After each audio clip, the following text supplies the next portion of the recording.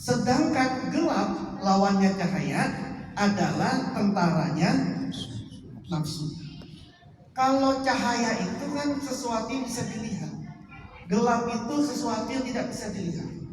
Orang itu dimaknai, sesuatu itu dimaknai baik kalau dia simbolnya cahaya. Karena ada cahaya, kita bisa tahu mana barat, mana timur, mana utara, mana selatan. Tapi kalau gelap, nggak tahu, di depan ada comberan, di depan ada apa air menggenang, nggak tahu karena gelap. Nah, kata Ibnu Athaillah, cahaya itu tentara. Kalau tentara berarti ada peperangan. Karena memang manusia tidak pernah selesai perangnya kecuali lagi tidur. Itu pun kadang-kadang tidur juga perang sama setan. Karena mimpinya mimpi buruk. Dari bangun tidur sampai tidur lagi tidak ada berhentinya perang dalam diri kita ini. Manusia kita ini terus-menerus mengalami peperangan. Emang Bapak mau kesini nggak perang dulu apa batinnya? Nggak perang dulu sama nafsu. Habis hujan begini enakan di kamar nonton TV, kelonan sama istri, atau duduk di sini? Kan perang sih sama nafsu, perang.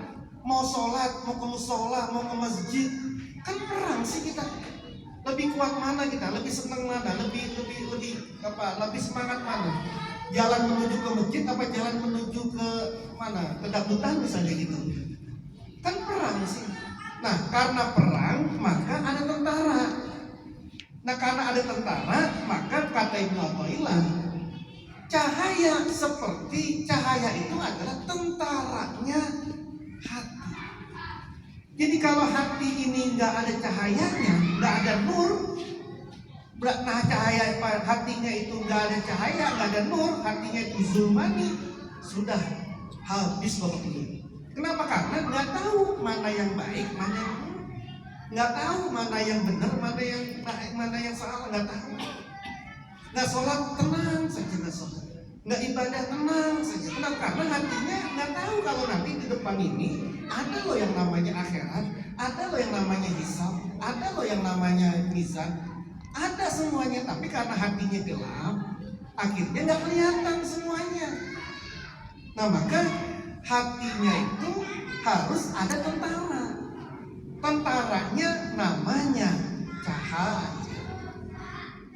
Itulah kemudian kita mengenal hati nurani. Kan ada istilah itu. Dasar ente mah nggak punya hati nurani. Itu kan bahasa Arab. Hati nurani yang bercahaya. Karena hatinya ini punya cahaya, maka hatinya bisa melihat. Melihat itu kan nggak pakai mata aja melihat ini. Melihat itu pakai hati. Kalau kemudian kita ini sholat, emang kita ini pengen sholat ini, kita ini sholat karena ngelihat surganya pakai mata, apa pakai mata hati, atau pakai mata kepala? Kita ngaji dapat pahala nggak nih kayak gini? Dapat. Emang bisa mata kepala kita ngelihat bentuknya pahala sekarang?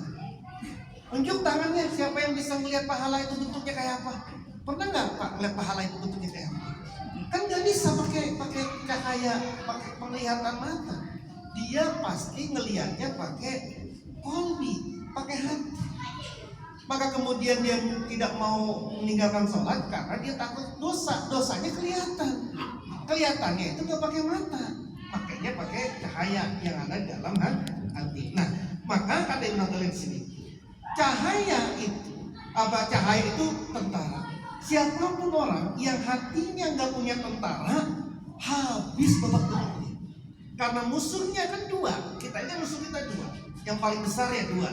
Yang eksternal, yang dari luar namanya setan, iblis dan sekutu-kutunya. Yang dari dalam namanya nafsu.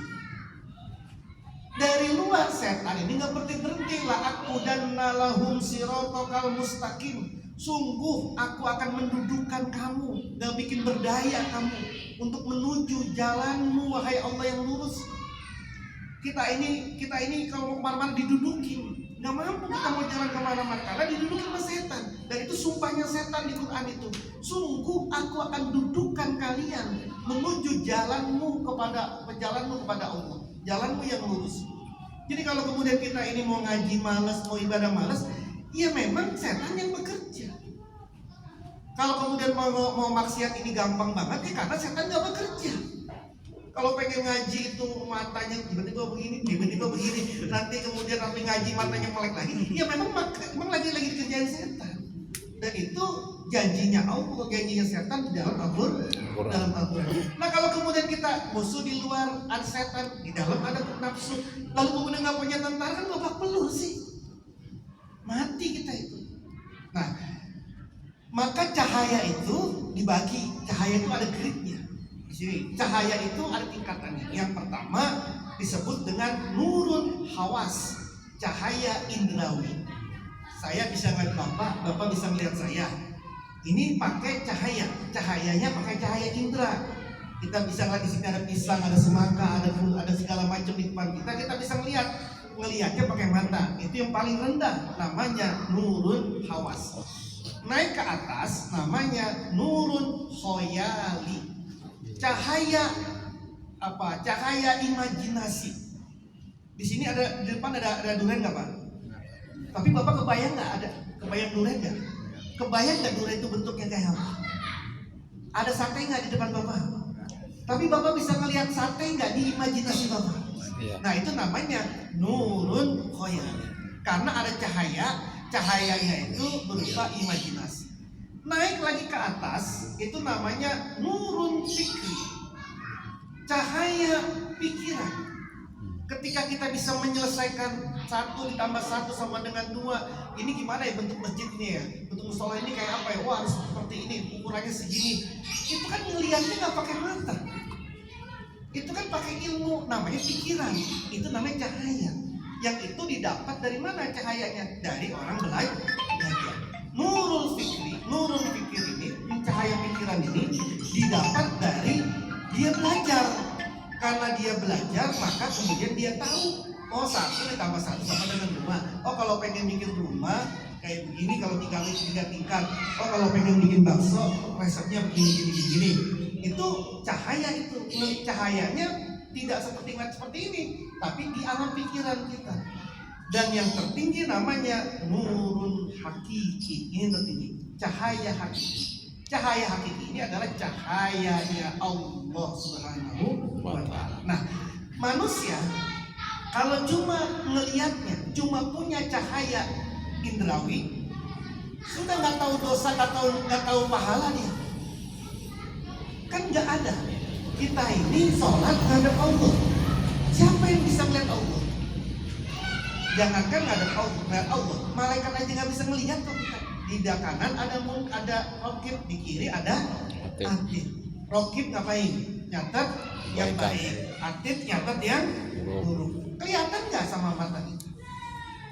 Kan enggak. Nah itu kan kalau melihatnya pakai nurun hawas, cuma dia pakai cahaya indrawi, maka yang dia anggap kebenaran adalah yang terlihat. Yang tidak terlihat dianggap tidak kebenaran. Surga, mana surga? Nggak ada surga. Terus pahala, mana pahala? Kalau kemudian disuruh milih, ayo sholat atau milih duit 1 juta, milih mana? Dua-duanya. Saya nggak punya duit nih. Nggak bisa dua-duanya. Karena waktunya terbatas. Kalau bapak ngejar duit itu, kalau bapak kerja dapat 1 juta, ini lewat maghribnya nih. Iya. Ini lewat di subuhnya. Kemudian pengen ngambil yang mana nih, subuhnya atau pengen ngambil yang 1 juta? Ngelihatnya pakai apa? Kalau pakai hawas, pakai indrawi, maka pasti yang akan diambil adalah uang kelihatan kok di depan mata. Iya. Subuh, masih ada zuhur nanti. Oh bisa kodoan, atau bisa segala macam. Dalilnya banyak, paling punya ilmu. Dalilnya banyak, jama ini mas, gitu ya. Ini mah darurat, ini bagus, banyak itu. Tapi kacau balau semua itu. Kenapa? Karena melihatnya pakai tadi. Nah maka kemudian orang naik khayal.